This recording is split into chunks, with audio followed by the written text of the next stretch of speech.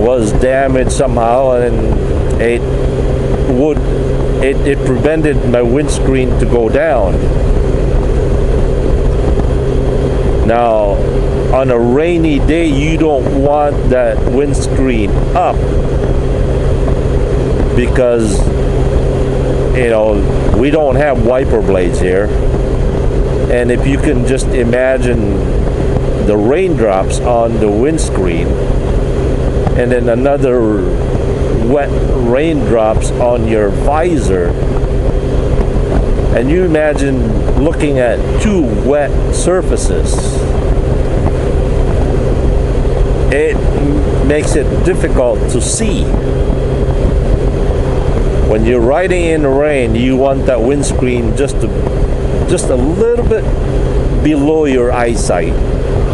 You don't want to see rain through it. And what made it worse was I was driving at night. I mean, I could see where the road was, but the scariest part of it that I felt was if there was a debris on the highway. What if there was an alligator? By the way, for those of you who don't know what an alligator is, it's an 18-wheeler tire that came off, the ply that came off the tire, and it lays right there on the road, and if you hit that on a motorcycle, you're done. We truck drivers call them alligator because it looks like an alligator. Anyway, that was the scariest part of it, was I couldn't see what was on the road. Now, sometimes I've noticed, either from brake shoe to brake drums to all kinds of debris on the road, and that made it really dangerous. Anyway, all said and done, I got really tired, and by the time I got to like Chicago, I started hallucinating. I could see in the distance military vehicles. I could see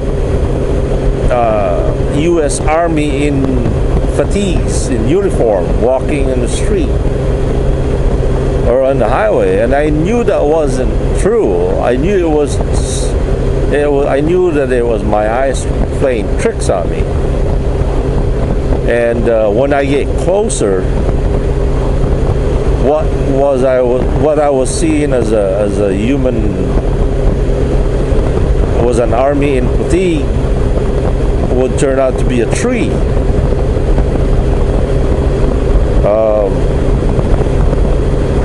Big objects that look like tanks and army trucks were actually billboards or whatever.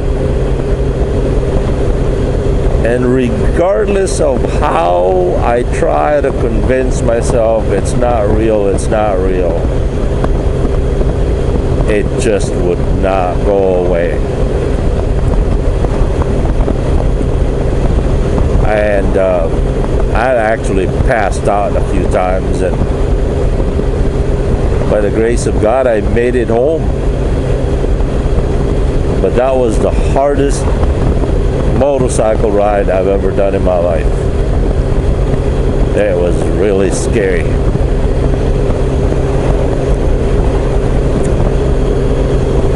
I recently have learned that there's what they call an endurance test, a butt burner ride, or an iron butt, I think it is called. Supposedly it's a 1,500 miles you have to drive in 24 hours. Sheesh. That's a lot of miles.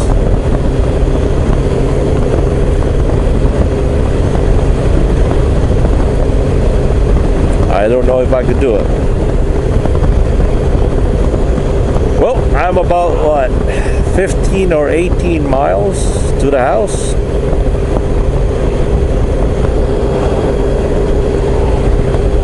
And the temperature just dropped 7 degrees. It dropped 7 degrees in the last 15 miles. Because I'm getting closer to Lake Michigan. This is actually Lake Michigan effect weather. And we're coming up to the town of Plymouth. I tell you what, I thought I was gonna get hit with the rain early this morning. I was kind of willing to go through it. I wasn't exactly ready for it because I don't have a rain gear with me. The plan was I was going to stop by the nearest Walmart and get one if the need arises. But so far, so good.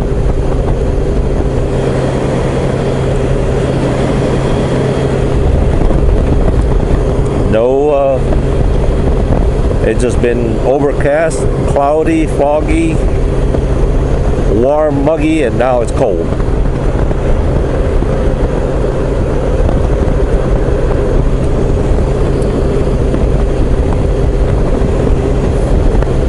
I would have ended up driving nearly 400 miles today. Anyway, this is Plymouth, Wisconsin. Not too far from here is Road America, Elkhart Lake. Paul Newman, Tom Cruise, and all those race fans. They all come here in the summertime and race. Road America, I think they also do motorcycle racing here. And not too far from here is a golf course called the Whistling Straits.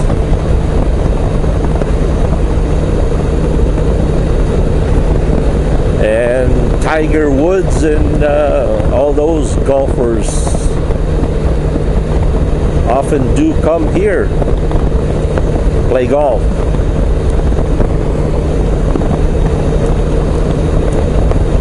Not that it means anything, but the owner of the Whistling Straits golf course is the same owner of Kohler engines, Kohler generators, Kohler sinks and bathtubs and plumbings. And he has a great American Club hotel. It's supposedly one of the best in the nation. A lot of high dollar people go there, and my nephew even worked there as a valet and a bellboy. Anyway, the owner of that is Herbert V. Kohler. Herbert V as in Volrath Kohler. He is my dad's first cousin. Don't get your highs up, your hopes up. I've never met the guy. We have the same DNA, but we have separate bank accounts.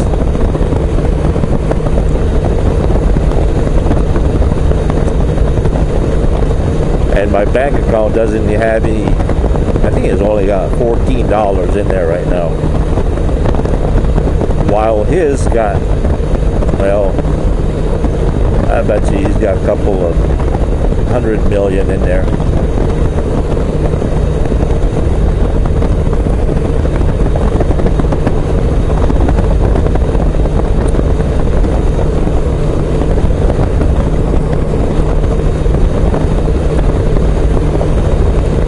I guess you could say that I almost made it rich.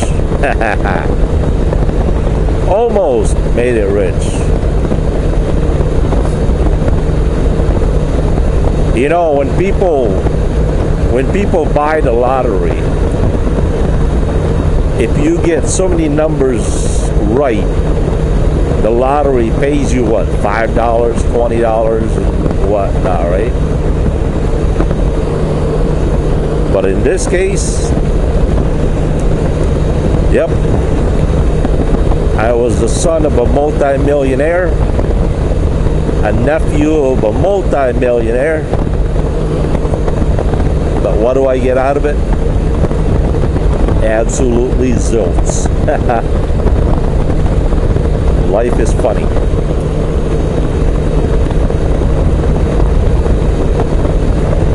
But I'm not complaining.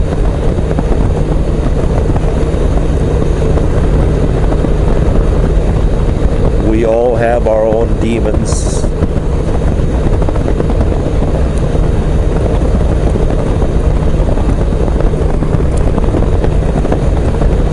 We all have our own problems, regardless of your size, race, gender.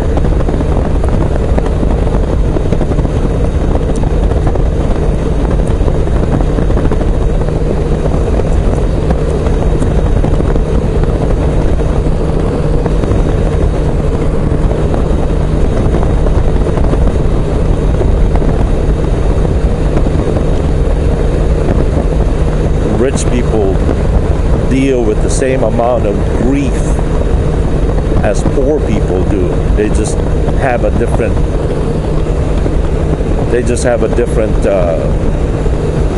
things to deal with.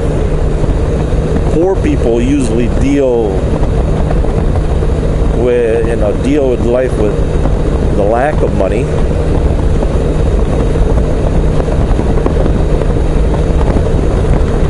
But rich people, they still deal with the same amount of headaches, but it's in a different aspect of life. It's kind of like 1 kilo of iron and 1 kilo of air.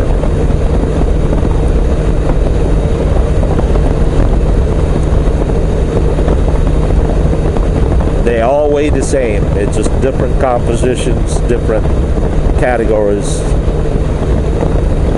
but both problems still weighs the same amount.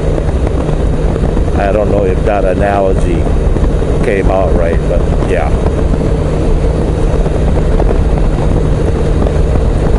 All right, we should be closer than 6 miles, or not even that. 4 miles to the house.